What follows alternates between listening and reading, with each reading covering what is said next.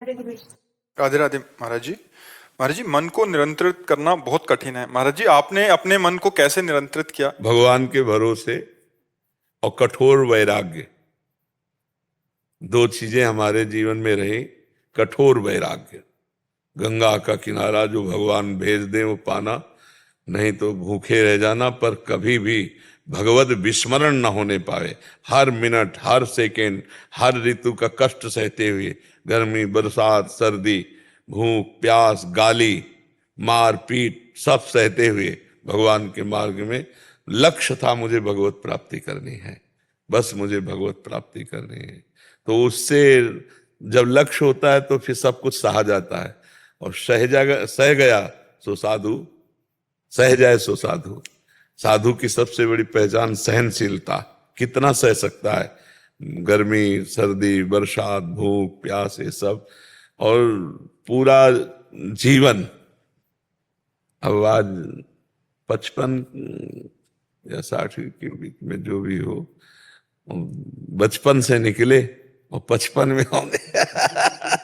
अब इतनी बड़ी जीवन यात्रा पूरी कष्टप्रद रही, और अब तो और कष्टप्रद हो गई। दोनों किडनी फेल हो गई है, तो डायलिसिस चलता रहता है। और भी कई तरह के कष्ट इसके कारण हैं, जिसे आप पानी नहीं पी सकते, आप सब्जियां नहीं पा सकते, बहुत तरह के कष्ट इसमें ब्रेक है किडनी खराब होने पर। बहुत तो भगवान का भरोसा और भगवत प्राप्ति की लालसा, इन दो बातों ने संसार में हमें विजय दिला दी।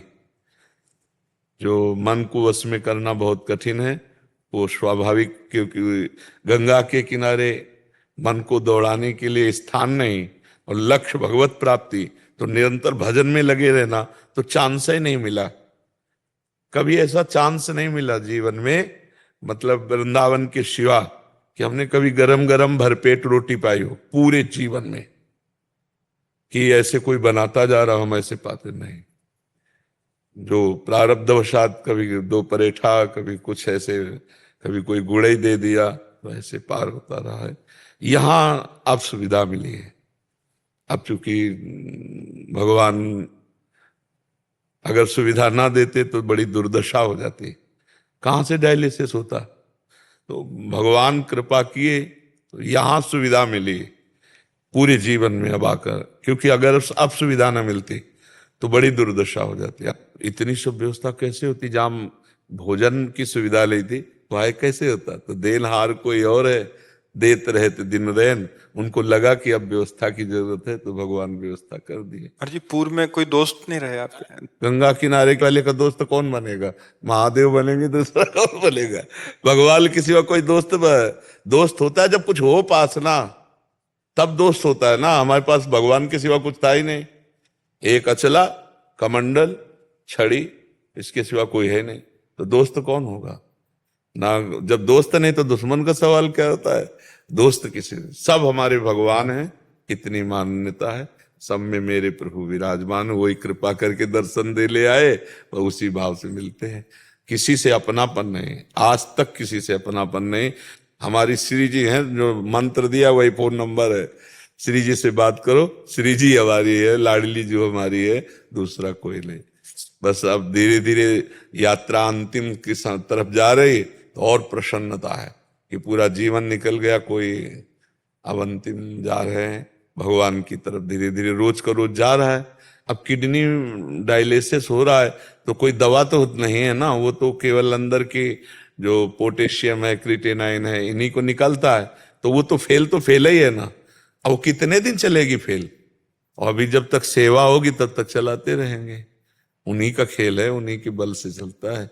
तो भगवान का आश्रय और लक्ष्य भगवत प्राप्ति, इसने हमारे मन को बांधे रखा। अन्यथा बहुत कठिन था, बहुत कठिन था। जहां हमें कष्ट मिलता वहीं भगवान किसी न किसी रूप में हमको सहयोग देते और समझाते, टूटना नहीं है, आगे बढ़ो, आगे बढ़ो। तो बस भगवान की कृपा बल से लक्ष्य भगवत प्राप्ति, उसी से सब भगवान कृपा करके फिर कोई ना कोई संत महात्मा ऐसे मिलते जो हमसे ज्यादा वैरागी।